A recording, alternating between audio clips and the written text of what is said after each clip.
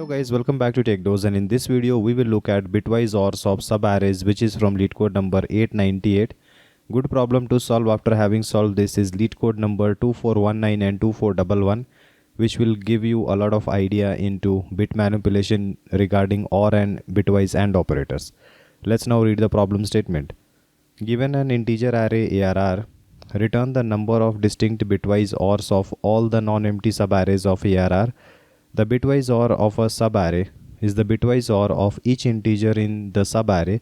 The bitwise OR of a subarray of one integer is that integer itself. A subarray is a contiguous non-empty sequence of elements within an array. Now, if you consider the example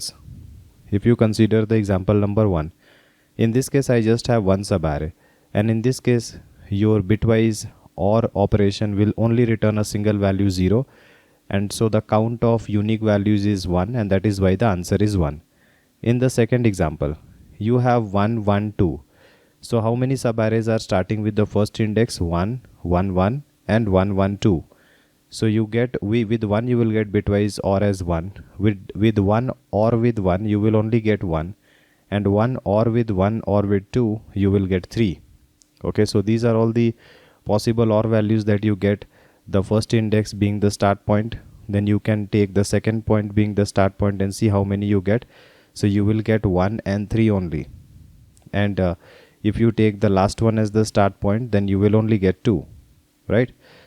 So in this case, if you find out all the unique count, it will be 1, 2, 3. So the total number of unique OR values that you get is only 3 count, and that is why the answer is 3.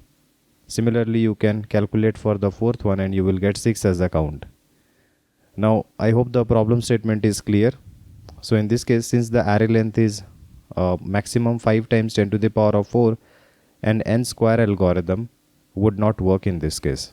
Because if you consider n to be the array length, and if you write n square algorithm, then that will be 2.5 times of 10 to the power of 9.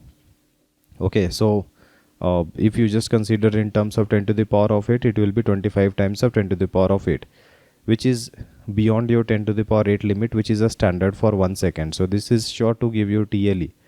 So we will try to avoid algorithm which is n square, and n log n algorithm will be perfectly fine, or anything less than equals to n log n should be fine here. Each of the array element is 10 to the power 9 maximum and minimum 0. That means all the numbers are considered positive, greater than equals to 0, and maximum 32-bit integer, because 32-bit will be more than 10 to the power of 9. Okay. So I hope the entire problem and the constraints are clear. Let's now look at some observation. In case of bitwise OR, if you take OR between two values a and b, then the result of it will always be greater than equals to the maximum of a comma b. To put that into example, if you consider a to be 2 and b to be 3, then the result of 2 ORed with 3, that means 2 ORed with 3 is going to be 3, and this 3 will be greater than equals to the maximum of 2 comma 3. If you consider a to be 1 and b to be 2, then if you take the bitwise OR, it is going to be 3, which is greater than equals to the max of 1 comma 2. That's the meaning of it. So whenever you take bitwise OR between positive numbers, then the value will always be increasing. It will either remain the same or it will increase, but it cannot decrease. If you take 2 OR with 2, it will be 2. But if you take 2 OR with 1, it becomes 3, right? So whatever is the maximum value, it cannot decrease, it cannot be lower than that. A or b will always be greater than equals to the max of a comma b. Due to this property, if you take bitwise OR of a subarray, then the value will always be greater than the max element of that subarray. Okay, so this will be following a monotonically non-decreasing type of curve. Therefore, the bitwise OR can either increase or remain the same, but it cannot decrease. If you take another example, and if I say that the bitwise OR of just E is considered as R1, D OR with E is considered as R2, and C OR with D or with E is considered as R3, then I can say this with surety that R3 will be greater than equals to R2 and R2 will be greater than equals to R1. I hope the property of OR is clear. Now let's look at how to find the possible unique ORs. Let's say that you are at a number 0110 and I'm considering 4-bit number system. I'm not considering 32 bits for the time being. Let's just take a small example of 4-bit 0110. If I want to increase this number, okay, because you know that if you take a or b, then the value can be greater than equals to maximum of a comma b. That means I have to increase the value to get all the unique ORs, isn't it? So if I try to get all the incremental values from 0110, then I can either set the last bit. I mean, I can choose not to set anything, and it will be 0110. That is one possible case. Or I can just set the last bit, or I can just set the first bit, or I can set both the first and the last bit. So seeing that there are two zeros, I can fill it in two possible ways, whether I will keep it 0 or I will place a 1 here, right? So each of the zeros will have two options. The set bit will not be touched because whatever is the number n, I want to increase that number. Okay, so the set bits will not be toggled. So in that case, the total possible numbers that you can get will be 2 to the power of k, where k is the number of zeros. Therefore, in a 32-bit number system, we may have 2 to the power of 32 unique combinations, right? And we might feel like these many combinations can actually happen in our answer. But according to the question, it was asking about the unique OR for a subarray. Okay, unique OR for a subarray. And if you have, let's say, started a subarray at B and you are moving to the right, then you first will start your OR value with B. And as you move to the right, you keep including the numbers, you will keep adding them to the OR value, right? So you know that if you had started with the initial value of B, you will get the next unique value, which will always be greater than B. It has to be greater than B. It cannot be less than B, okay? Because you know that the property of OR says that if you OR more and more items, it will show you a non-decreasing type of curve. So if you have value A here, or let's say value B here, value C, value D, value E, value F, then I can surely say that the unique values are only B, C, F. Okay, because B is less than C and C is less than F, but C, D, E are all same elements, right?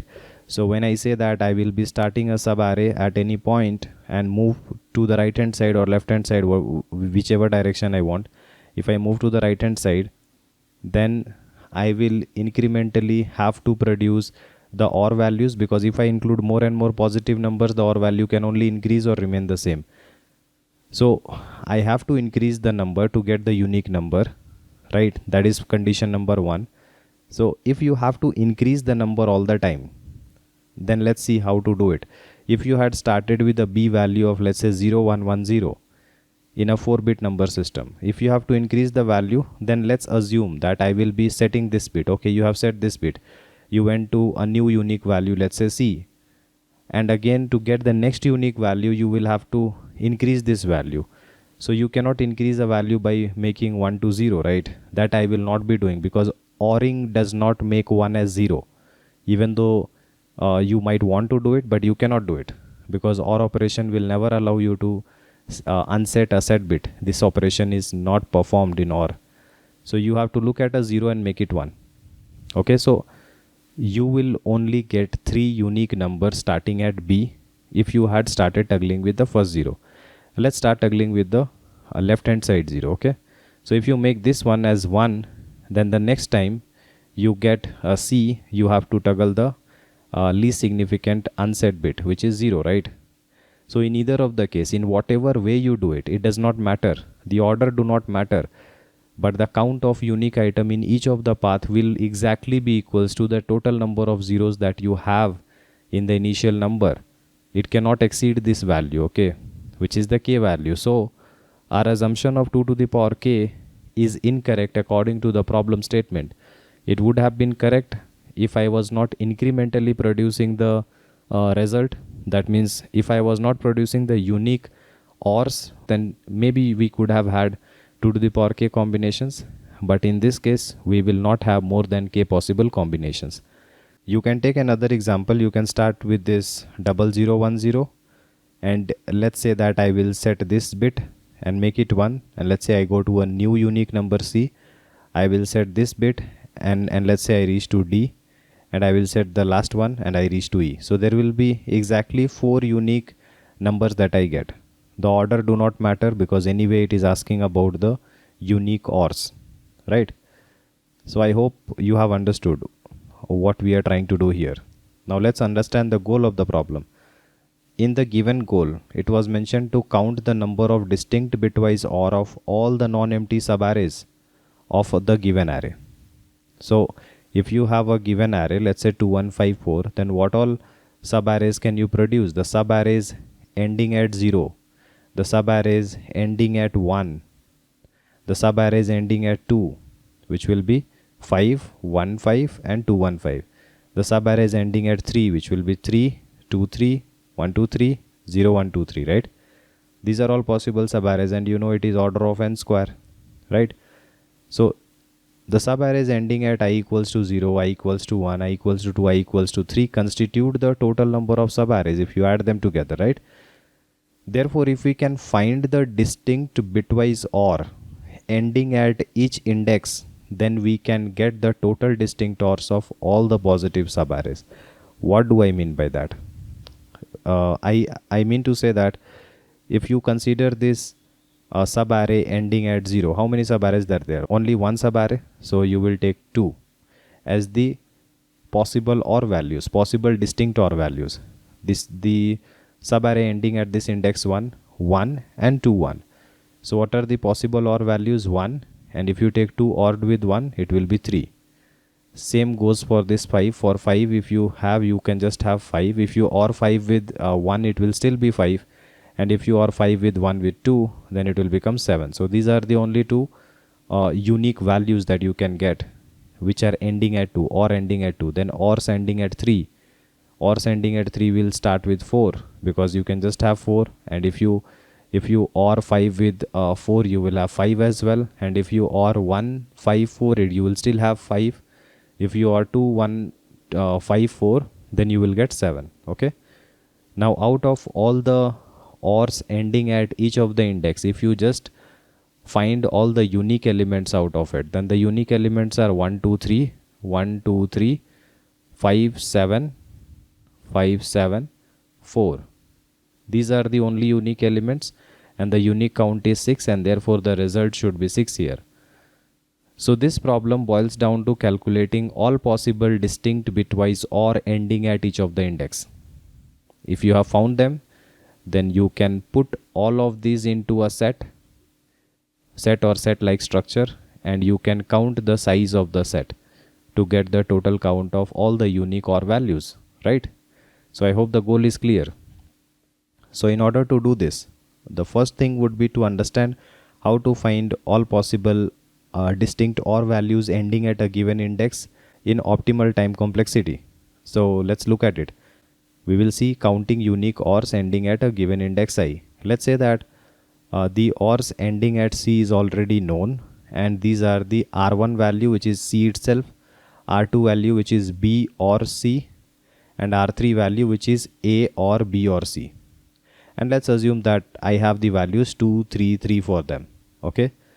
Therefore, if I have to calculate the OR values ending at D, then first thing would be D itself without including any other item. Just include the single item. Another combination would be C or D. So C's value is R1. Okay, so you can say R1 or D. Then you can have BCD or together.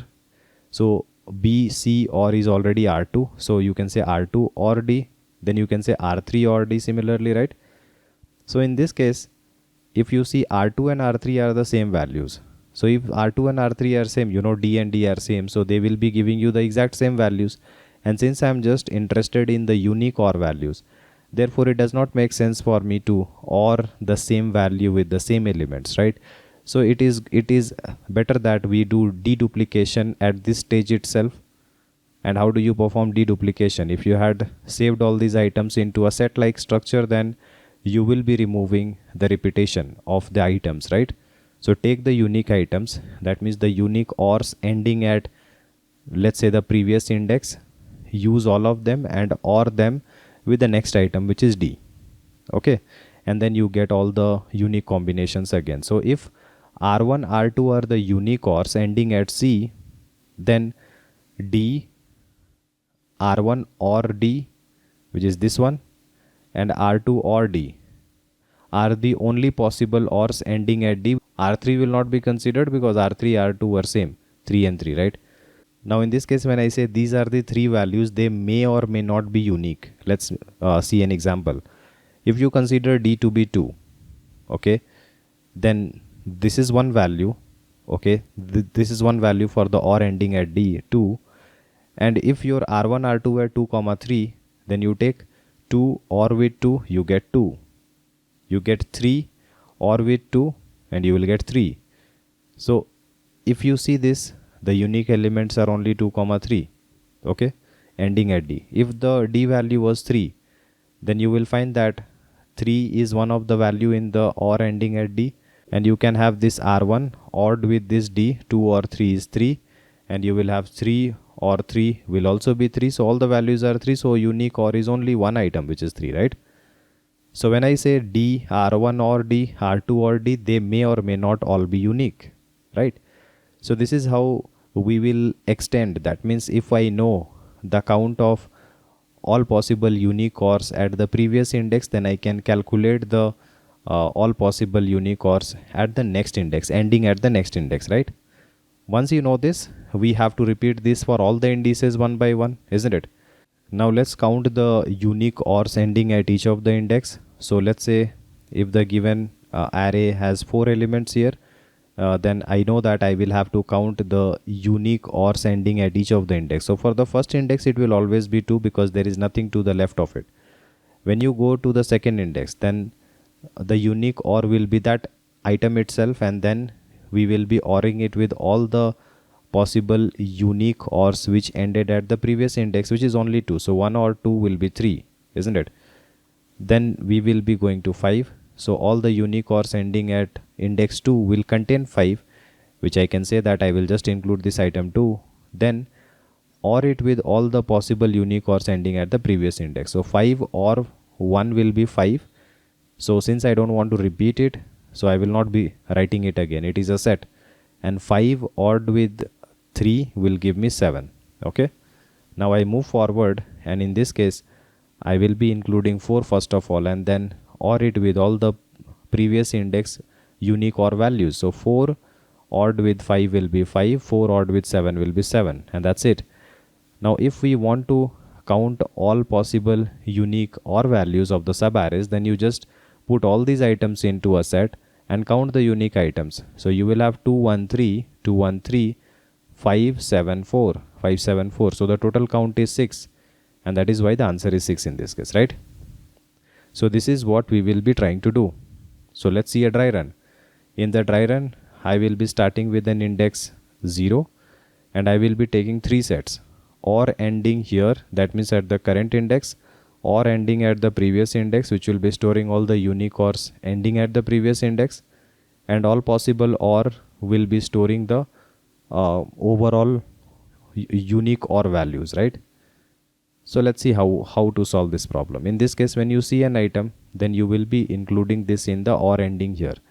Now there is nothing in the OR ending at the previous index because we don't have the previous index. So what we will do is, at the end, I will be pushing all these elements into the all possible OR values, and I will be moving to the next index. Now for the next index, the previous index would have been 0. So OR ending at previous should be assigned with the OR ending here for index 0. So I will do that reassignment, and 2 will come here. Okay. Now when I calculate all the unique ORs ending at 1, first of all, I will be including this current value itself because a single item will be the OR value for itself. And now I will be doing OR with all the unique ORs ending at the previous index, which is only 2. So 1 ORed with 2 will become 3, and we are done. Once we are done, you iterate through it and insert all of this into the all possible OR set. And after it is done, you know that I have to move to the next index. Before moving to the next index, I will assign all the unique ORs ending at 1 to or ending at previous index, because for the next index 2, 1 will become the previous index. So I will override this value with 1 comma 3, and I will be clearing this OR ending here, and I will go to the next index, which is 2. Again I will repeat the process. So here I will be writing 5, starting with 5, and then I will be ORing with all the unique ORs ending at 1. So 5 ORed with 1 will be 5 itself, so I'm not writing it again. 5 ORed with 3 will be 7, so I will write it.